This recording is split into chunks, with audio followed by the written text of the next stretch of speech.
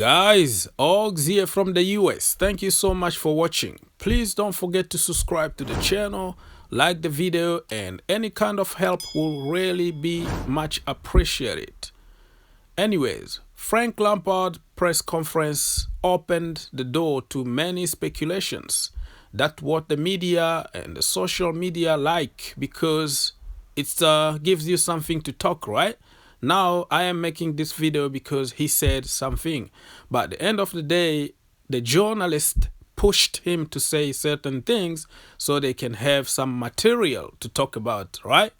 But you can interpret whatever you want, but at the end of the day, you can decide to lie to yourself or just use a little bit of common sense and understand exactly what he was trying to do and what made him to say what he said, right? That's why we like to think outside the box in this channel.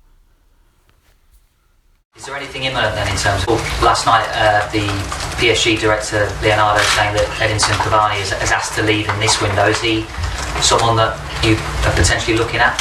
He was a great player. Played against him, and I always loved his mentality and his attitude, and obviously his goal scoring record speaks for itself. I'm not absolutely aware of what the situation is, so we'll see. His experience, would that add to the group though?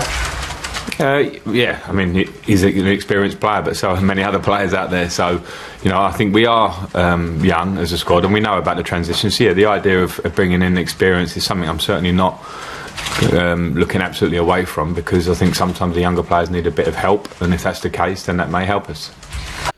Yeah, like I said, that opened doors to any kind of speculation. You can make headlines, whatever you want. You can interpret anything in this interview, but the bottom line is the journalist pretty much pushed him to answer those questions.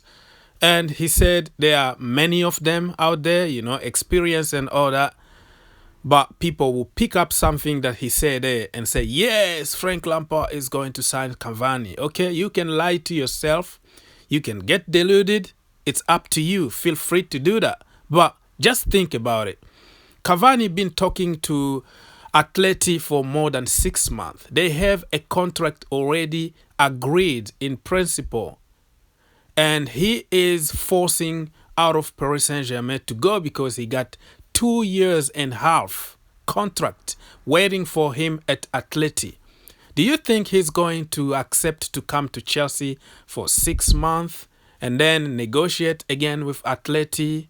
It doesn't make any sense unless we pay the king ransom or just something. It's crazy. It's football. Anything can happen. But are you going to give a 33 years old 2 years contract at Chelsea Football Club when we are trying to unload our deadwood?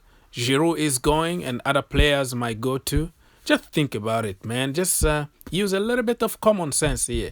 I don't see it happening, and I don't think Frank Lampard said that he want Cavani. And for me, I think Gabigol will be the best short-term option, because Gabigol, listen, Inter pretty much want the entire Chelsea deadwood, if you can call them deadwood. I don't like that term, but I don't know any term that I can use in place. Okay, they want now Victor Moses, they want Marcos Alonso, they want Olivier Giroud. So why can't we just make a deal? Just bring Gabigol for 6 months. It's a win-win situation for everybody. And I think he got some X factor. He want to prove a lot of stuff in Europe because people called him a flop. He can play from, in different positions. And I don't see us like making a big risk by signing Gabigol. Wake up, people. Cavani is just like Falcao 2.0. That's the way I see it.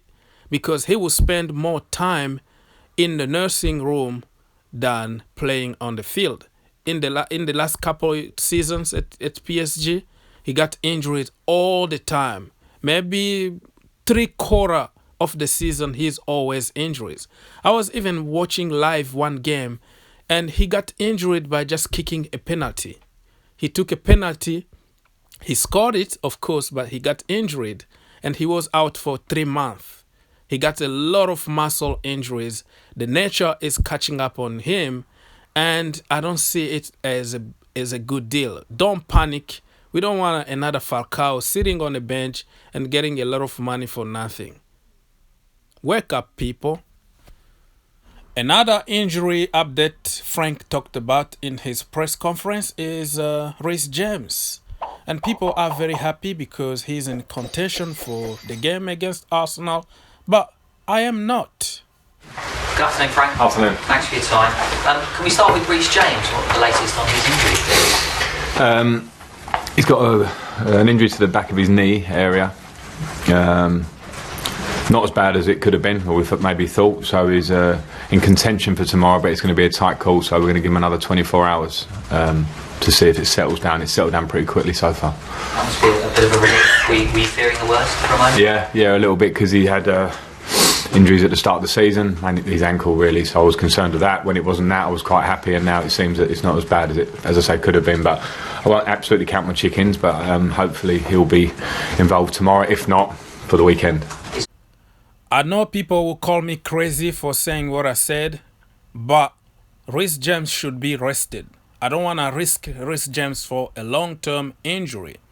Okay?